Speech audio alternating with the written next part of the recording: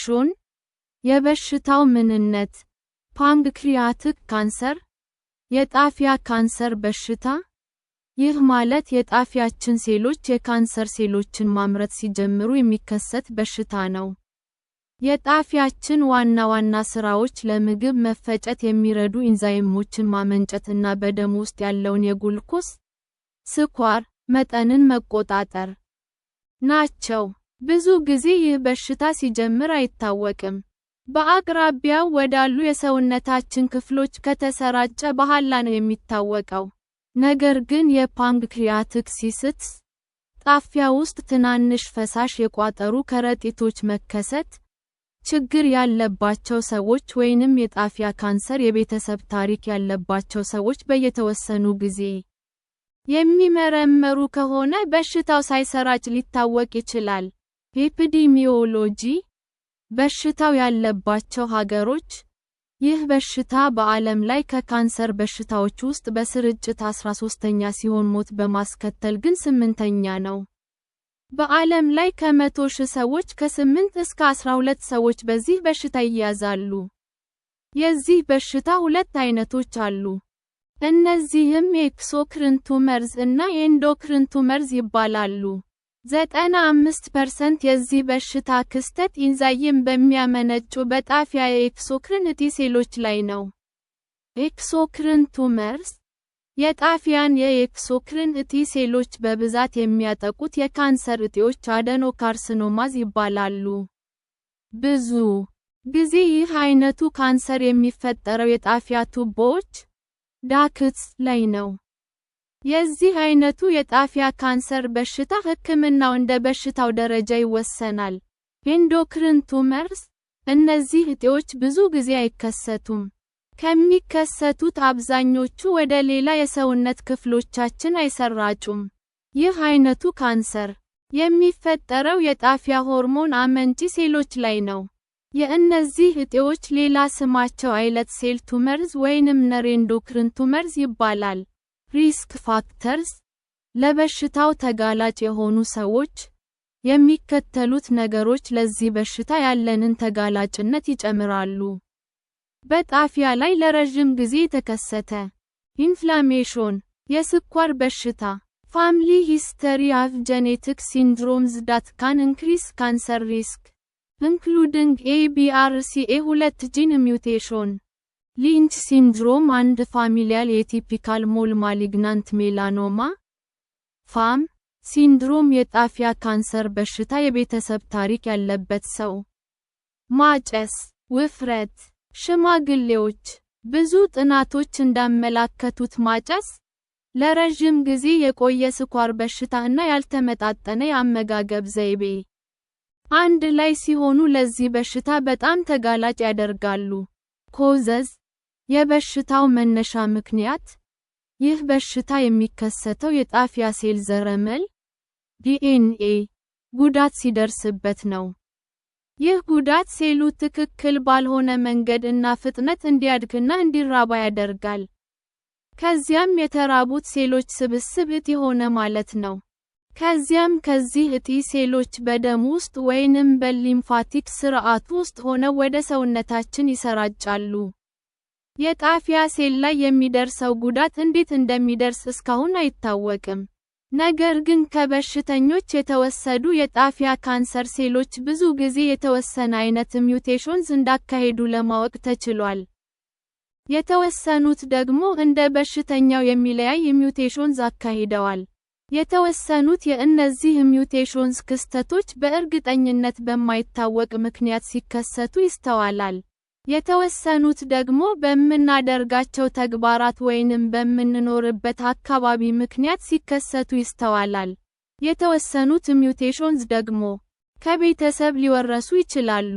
በእነዚህ ሁሉ ምክንያቶች የሚከሰቱት የሚውቴሽንስ ክስተት ከሆነ መጠን በላይ ሲሆን ሴሉ ያለ አግባብ መራባትና እጢ መፍጠር ይጀምራል። ሲምፕቶምስ የበሽታው ምልክቶች የዚህ በሽታ የተለመዱ ምልክቶች የሚከተሉት ናቸው። ፔንለስ ጆንድስ ቢጫ መልክ ያለው ቆዳ፣ አይን፣ የጠቆረ ሽንት እና ማሳከክ። የእነዚህ ምልክቶች ምክንያት የሐሞት ማስተላለፊያ ቱቦ መዘጋት ነው። ምክንያቱ የማይታወቅ ክብደት መቀነስ። ከዚህ በፊት ተከስቶ የማያውቅ ከበድ ያለ የሆድ ህመም መከሰት። ሌሎች የዚህ በሽታ ምልክቶች የሚከተሉት ናቸው። ከላይኛው የሆዳችን ክፍል ጀምሮ ወደ ጀርባችን የሚሰራጭ አዲስ፣ ከበድ ያለ እና ተደጋጋሚ ህመም መከሰት። የጀርባ ህመም፣ ክብደት ከመጨመር ጋር ያልተያያዘ የስኳር በሽታ መከሰት። በመድኃኒት የማይስተካከል የምግብ አለመፈጨት እና ሆድ አካባቢ ምቾት ማጣት። ቬግ ኢንዲጀስtion፣ dyspepsia, or abdominal discomfort, not responding to prescribed medication። የምግብ ፍላጎት መቀነስ፣ ማቅለሽለሽ እና ማስታወክ። እየበላን ሳለ የህመም ስሜት መሰማት።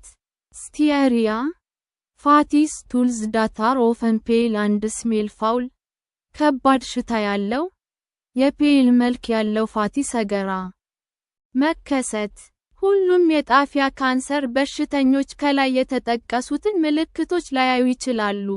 ለምሳሌ የጣፊያው ጭራ ቴይል ኦፍ ፓንክሪያስ ላይ የካንሰር እጢ የሚወጣባቸው ሰዎች የፔንለስ ጆንዲስ ምልክቶችን ላያሳዩ ይችላሉ። ከላይ የተጠቀሱት ምልክቶች ምክንያታቸው ሌላ የጤና ችግር ሊሆን ይችላል። ሙሉ በሙሉ እርግጠኛነት የሚሰጥ የጣፊያ ካንሰር በሽታ ምልክቶች የሉም። ዳያግኖሲስ አንድ ቴስት፣ የበሽታው ምርመራ።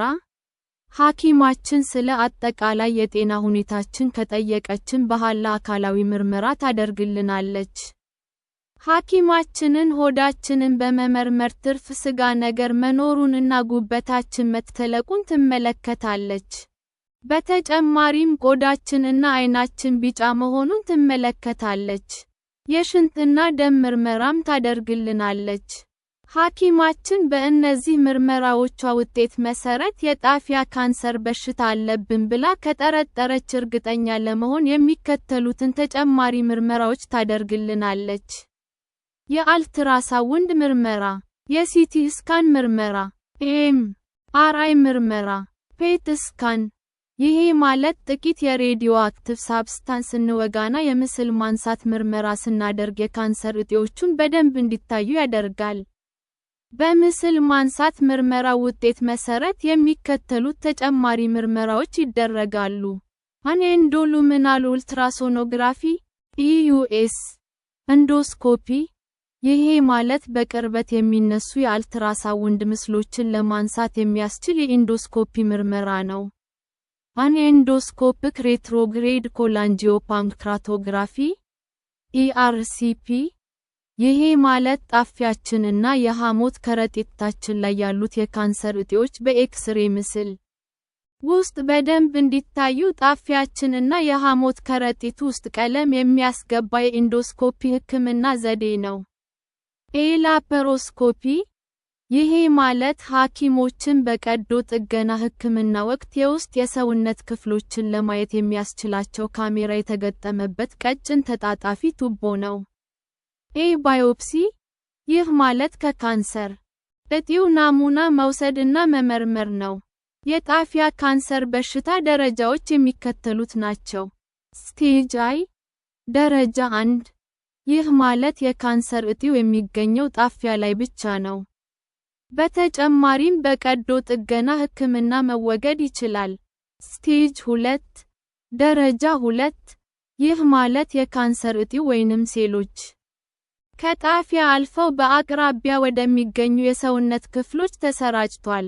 በተጨማሪም ወደ ሊምፍ ኖዶች ተሰራጭተው ሊሆን ይችላል። የቀዶ ጥገና ሕክምና ውጤታማ ሊሆን ይችላል። ስቴጅ 3፣ ደረጃ 3። ይህ ማለት የካንሰር እጢው ወይንም ሴሎች ወደ ትላልቅ የደም ቱቦዎች ተሰራጭተዋል።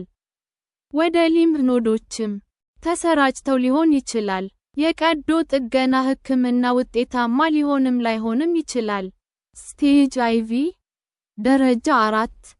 ይህ ማለት የካንሰር እጢው ወይንም ሴሎች ራቅ ወዳሉት የሰውነት ክፍሎች ተሰራጭተዋል ማለት ነው። ለምሳሌ ሳምባ፣ ጉበት፣ ሆድ ውስጥ የሚገኙ ኦርጋኖችን የሚሸፍን የሆዳችን ግድግዳ። ፔሪቶኒየም